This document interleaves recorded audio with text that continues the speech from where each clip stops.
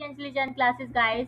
Your buddy to make audit easy. So we have completed with the appendix 1 of essay 240, and in this particular part we will be starting with appendix 2 of essay 240, जहाँ पे हम बात करने वाले example of possible audit procedure to address the assessed risk of material misstatement due to fraud. Fraud की वजह से risk of material misstatement को हमें कैसे एड्रेस करना है उसके कुछ हम एग्जाम्पल्स देखने वाले हैं। स्टार्टिंग में एक कॉमन पॉइंट से इसको हम बाद में पढ़ लेंगे, बट पहले बात करते हैं हम स्पेसिफिक रेस्पॉन्सेज की। किसकी specific responses? Misstatement resulting from FFR, financial fraudulent financial reporting की वजह से जो मिसस्टेटमेंट होती है उसको किस तरीके से हमें रेस्पॉन्स को किस तरीके से रोम को हमें क्या करना है, एड्रेस करना है। हम पहले बात करेंगे रिवेन्यू रिकॉग्निशन को लेके, फिर बात करेंगे इन्वेंट्री को लेके, इन्वेंट्री क्वांटिटी, एंड देन उसके बाद करेंगे हम बात मैनेजमेंट एस्टिमेट्स की। आज का अपना एजेंडा रहेगा कि हम रिवेन्यू रिकॉग्निशन को इस पार्ट में क्या करते, फिनिश अप करते, राइट। तो सबसे पहला पॉइंट है performing substantive analytical procedure relating to revenue using disaggregated data.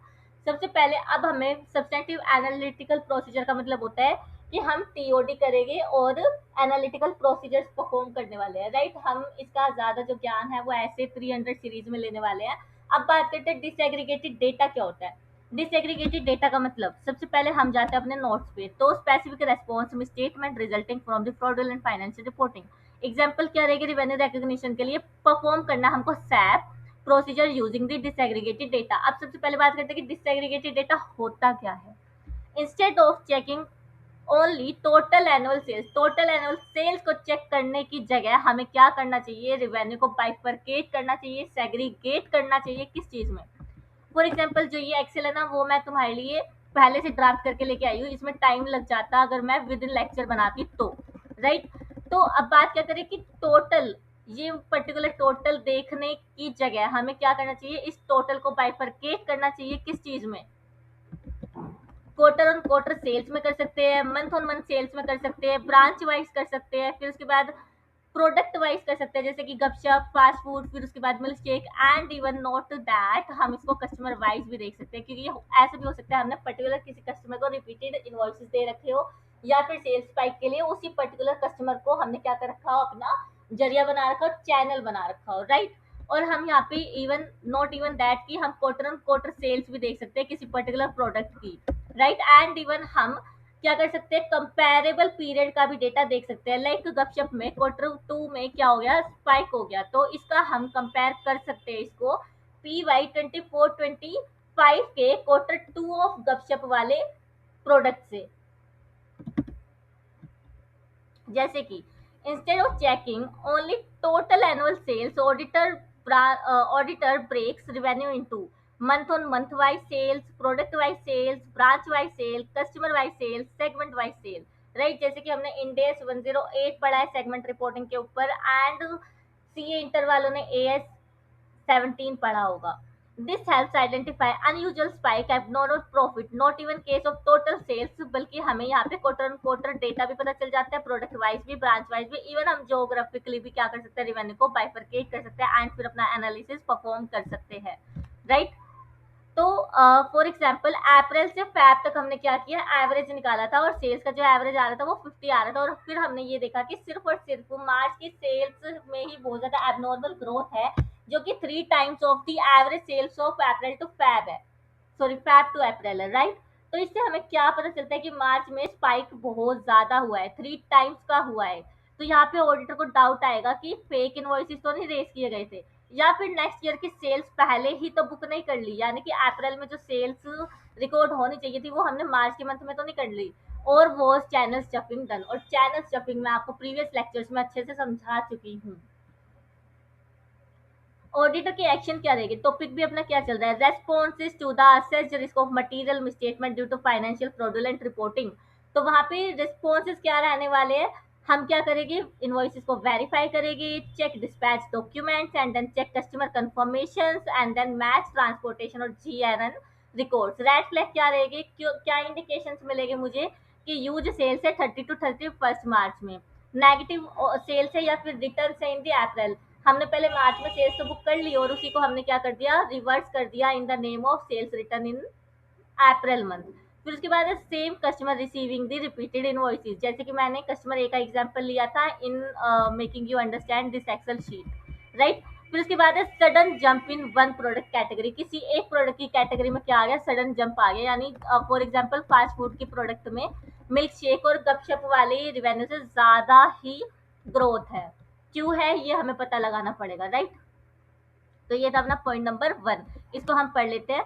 Performing substantive analytical procedure relating to revenue using disaggregated data. अब आपको ये भी समझ आ गया होगा। For example comparing revenue reported by month and by product line or business segment during the current reporting period with comparable periods. Computer assisted audit techniques may be useful in identifying unusual or unexpected revenue relationship or the transactions. इससे क्या होगा, इसका क्या मतलब है, computer audit technique से मैं क्या कर सकती हूँ, अभी यहाँ पे तो मुझे क्वार्टर ऑन क्वार्टर क्या करना पड़ेगा, इसका सब्सट्रैक्शन निकालना पड़ेगा कि ब्रांच पर्टिकुलर प्रोडक्ट में किस तरीके से मेरी ग्रोथ हुई थी। तो यहाँ पे मैं क्या कर सकती हूँ, विजुअल ग्राफिकल रिप्रेजेंटेशन बना सकती हूँ, और ग्राफिकल रिप्रेजेंटेशन से मुझे सिर्फ देखने भर से ही पता चल जाएगा कि कौन से क्वार्टर में ज्यादा सेल हुई थी और कौन से प्रोडक्ट की हुई थी, राइट। इसका मैं क्या करूँगी, पूरा ग्राफिकल रिप्रेजेंटेशन बना लूंगी, 3 अलग अलग ग्राफ जाएंगे मेरे एक ही ग्राफ के अंदर, एक्स एंड वाई एक्सिस में, कि गपशप का कितना है वो अलग लाइन, अलग कलर की लाइन होगी मेरी, फास्ट फूड का कितना है वो अलग कलर की लाइन होगी, मिल्क शेक का कितना है वो अलग कलर की लाइन होगी। तो इसको भी मैं विद इन द ईयर भी क्या कर सकती हूँ, डेटा को एनालाइज कर सकती हूँ, और प्रायर ईयर से भी क्या कर सकती हूँ, मैं इसको एनालाइज कर सकती हूँ, राइट। देन उसके बाद अपने पास नेक्स्ट पॉइंट है confirming contract terms with the customer. Customer से हमें कॉन्ट्रैक्ट टर्म्स को क्या करना है, कंफर्म करना है। जैसे कि मैंने तुम्हें एक्सटर्नल कंफर्मेशन के बारे में बताया था कि जो डेटर्स होते हैं, जो बैलेंस होते हैं, बैलेंस शीट में हम क्या करते हैं, हाई वैल्यू डेटर्स के पास कंफर्मेशन भेजते हैं, एंड कंफर्मेशन का प्रोसेस हम ऐसे 505 में पढ़ने वाले हैं। उससे पहले कंफर्मेशन में हम सिर्फ ये नहीं पूछेंगे उनसे कि हाँ जी आपको 1 लाख रुपए देना था कंपनी का, इतना नहीं पूछेंगे, बल्कि हम अपनी इंक्वायरीज को एक्सटेंड करेंगे लेटर ऑफ कंफर्मेशन में कि क्या टर्म्स एंड कंडीशंस थी, do you have right to return, क्या आपके पास राइट टू रिटर्न था, क्या अप्रूवल बेसिस पे सेल की गई थी, क्या आपने एक्सेप्ट किया था, क्या आपकी इधर से पेमेंट इतनी ही ड्यू है, क्या टर्म्स एंड कंडीशन में इतना ही इंस्टॉलमेंट लिखा था कि इतने इंस्टॉलमेंट में पे करना है, और वो इंस्टॉलमेंट जो है वो इंटरेस्ट फ्री है या विद इंटरेस्ट है, ये सब हम क्या करेंगे, कंफर्म करेंगे किससे, कस्टमर से। तो यही बोला है, confirming with customers certain relevant contract terms and the absence of side agreements, because the appropriate accounting often is influenced by such terms or agreements. Significant financing component, CA final index 115 में आपने पढ़ा है SFC, significant financial cost, right। तो उसका भी हमें treatment करना पड़ता है, अमोर्टाइजेशन टेबल बनता है, स्केड्यूल बनता है, right. And bases for rebate, discount कितना मिला था, क्या बेसिस था रिबेट देने का, और the period to which they relate are often poorly documented, और वो कौन से पीरियड से रिलेट करते हैं ये भी पुअरली डॉक्यूमेंटेड रहता है। तो हम क्या करते हैं, हम डायरेक्टली कस्टमर से भी क्या ले लेते हैं, TNC की कंफर्मेशन ले लेते हैं।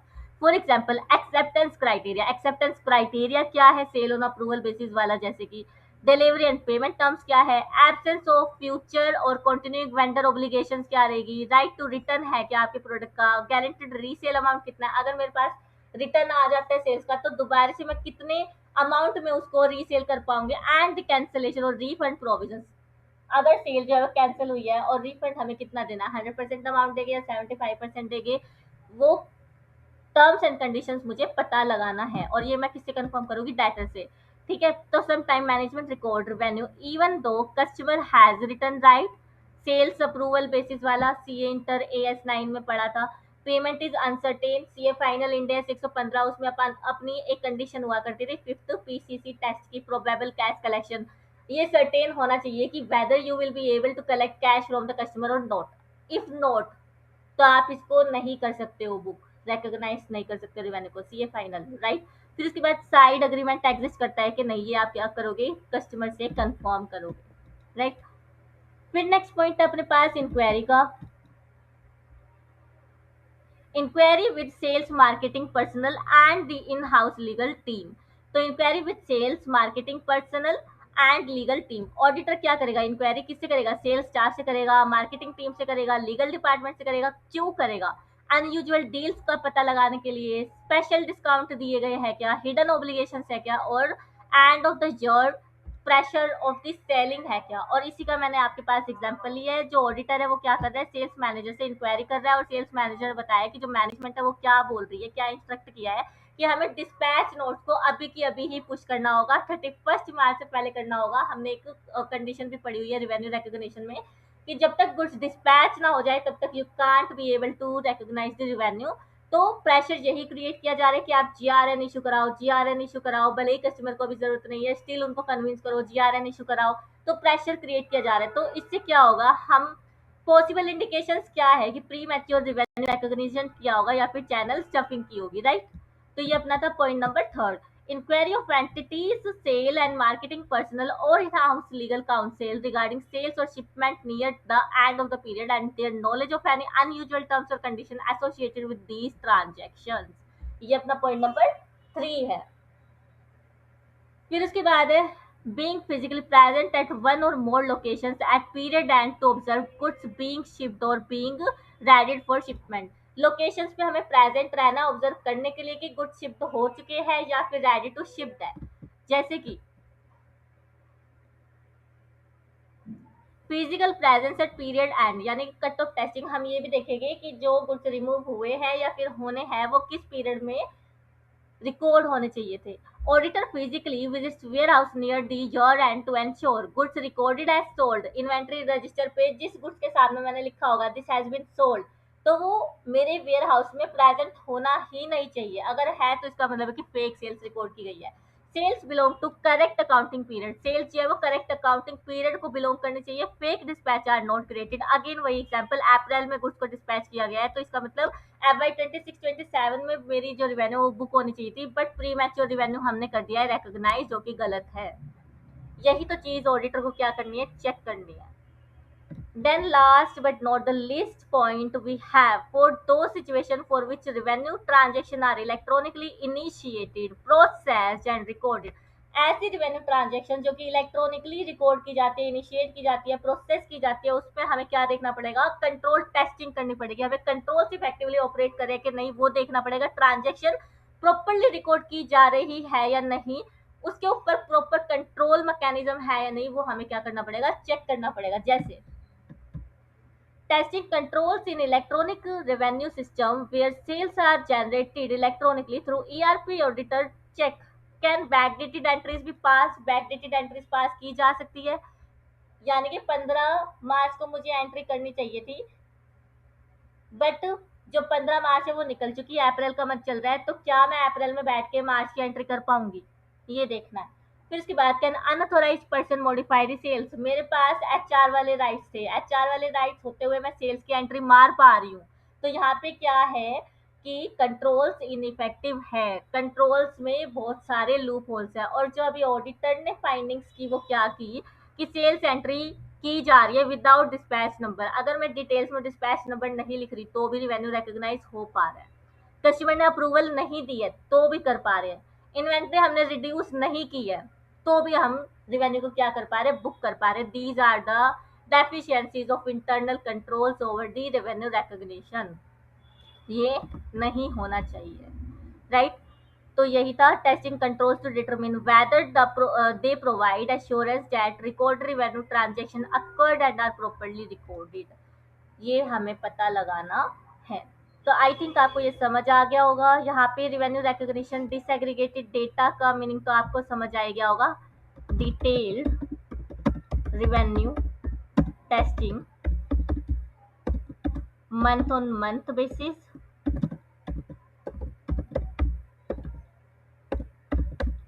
Segment wise,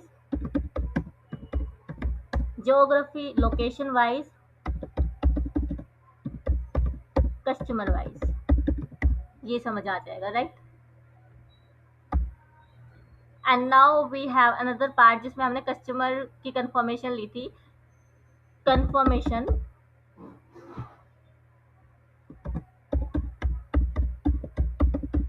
from customer about T&C।